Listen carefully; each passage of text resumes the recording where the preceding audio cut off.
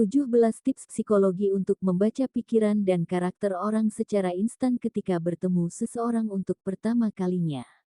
Pada umumnya pikiran kita sudah pasti dipenuhi oleh rasa penasaran tentang bagaimana sifat karakter dan pemikiran dari orang tersebut, karena alasan itulah penting bagi kita untuk mengetahui bagaimana cara manusia berkomunikasi menurut para pakar psikologi. Ketika dua atau lebih individu berinteraksi, 50% pesan yang benar-benar ingin disampaikan berasal dari bahasa tubuh, 38% berasal dari nada atau intonasi suara dan hanya 7% sisanya berasal dari kata-kata yang diucapkan. Itu berarti ketika kita bertemu seseorang untuk pertama kalinya kita harus mempertimbangkan ketiga faktor yang sudah disebutkan tadi, selain memperhatikan penampilan.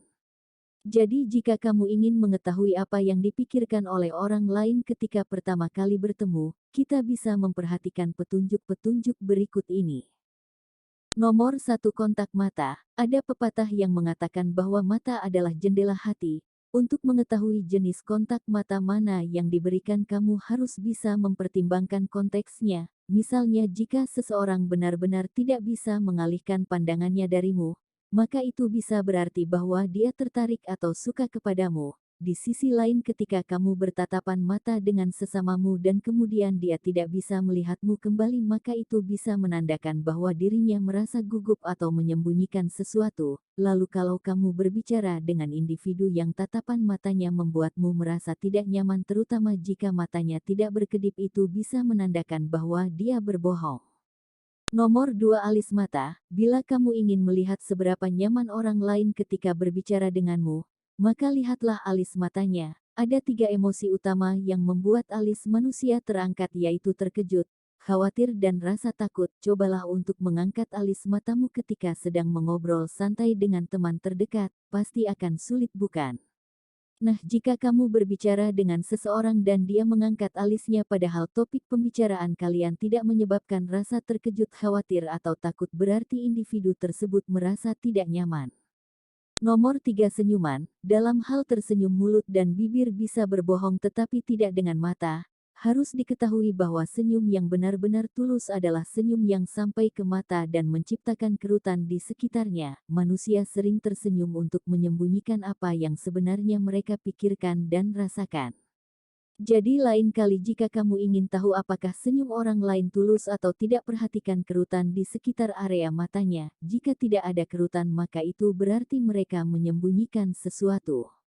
Nomor 4, apa yang diucapkan. Kalau kamu bertemu seseorang untuk pertama kalinya dan dia terus-menerus membicarakan hal-hal positif, seperti memuji pasangan atau rekan kerjanya, maka kemungkinan besar individu tersebut memiliki kepribadian yang cukup baik. Penelitian menunjukkan bahwa semakin sering seseorang menilai positif sesamanya sebagai pribadi yang baik, sopan, penuh kasih dan santun, maka kemungkinan besar dia juga memiliki sifat-sifat tersebut. Dan begitu juga sebaliknya, jika sering membicarakan hal-hal buruk, maka orang itu cenderung juga mempunyai karakter yang sama.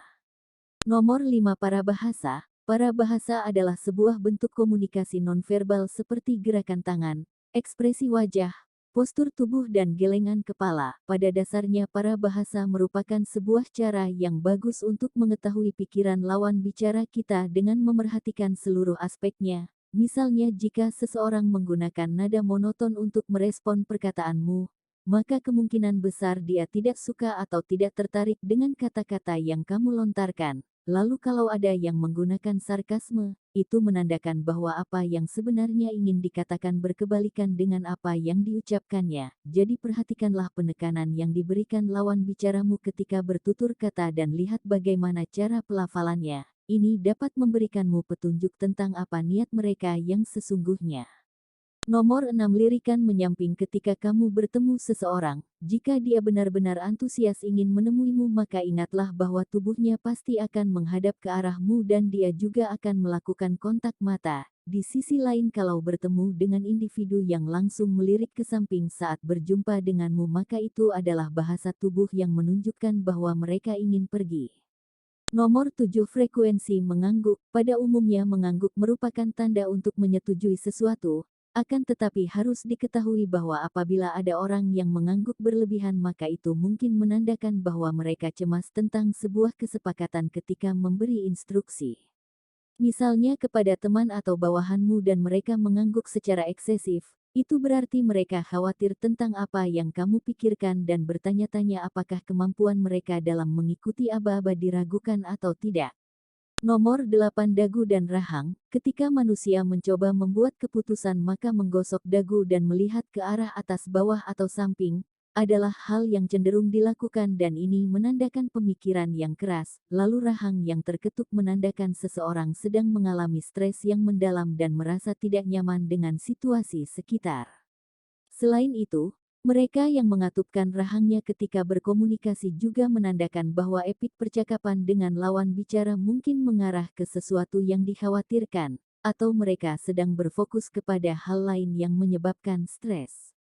Nomor 9 postur tubuh. Postur tubuh ternyata bisa memberikan beberapa petunjuk tentang tingkat kepercayaan diri manusia. Misalnya jika seseorang berjalan tegak dengan bahu ke belakang dan melihat lurus ke depan, ini mengindikasikan bahwa dia merasa baik tentang dirinya dan juga percaya diri. Namun kalau ada individu yang membungkuk dan melihat ke bawah ketika mereka berjalan, maka ini mungkin mengindikasikan kerendahan diri dan kurang percaya diri.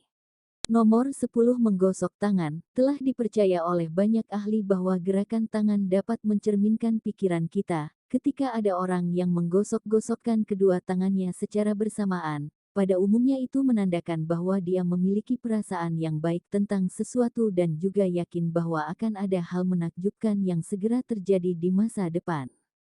11 jabatan tangan. Dengan hanya berjabat tangan atau bersalaman saja kamu bisa dengan cepat mengetahui tentang sifat karakter dan kepribadian orang lain. Mereka yang memiliki jabatan tangan yang lembut cenderung patuh dan menurut.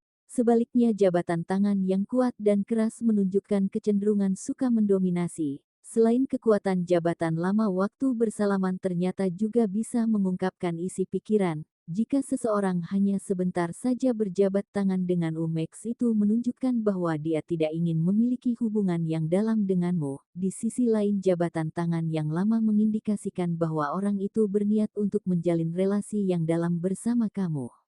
Nomor 12 condongkan tubuh. Jika ada orang yang mencondongkan tubuhnya ke arahmu ketika kalian sedang berbicara maka ini menunjukkan bahwa dia tertarik dengan apa yang kamu katakan dan menaruh rasa hormat kepadamu.